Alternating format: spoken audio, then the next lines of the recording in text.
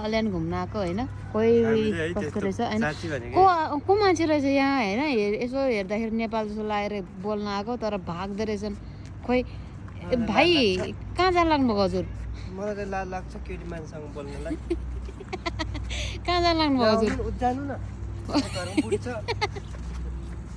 हेर्नु न बोल्नै मान्दैन रहेछ हे भगवान् होइन म त हजुरलाई परिचय गर्न लाग्यो यसो नेपाल देखेर घरमा बुढी छ बुढीले केही पनि गर्दैन यसो म एकजनासँग बोलेको थिएँ कि आफ्नै बहिनी सम्झिनु न यसो बोल्नु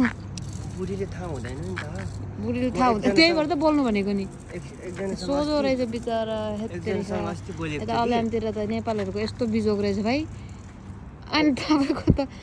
आमामा एकजनासँग अस्ति बोलेको थिएँ कि कट्टुमै तपाईँ कट्टुमै दुबईमा कट्टुमै आमै दुबईमा होइन नि पलायनमा किन यस्तो भएको अस्ति म एकजनासँग बोलेको थिएँ कि तपाईँ जस्तै केटी के बोलेको थियो कि मेरो बुढी अनि यस्तो आएर बसेको रहेछ अनि अनि मलाई त धोप्पी दियो नि धोपिदिएको कसरी दियो त आमै कम्फु दिन्छ ब्ल्याक बेल्ट दिन्छ होइन सुत्तै सुत्तै आमै होमा लो त्यसो भए भिडियो गर्नु हुँदैन तपाईँको गर्नुहुन्न नि भाइरल भएपछि फेरि मेरो बाउ बुढीले कम्फु ब्ल्याक बेल्ट छ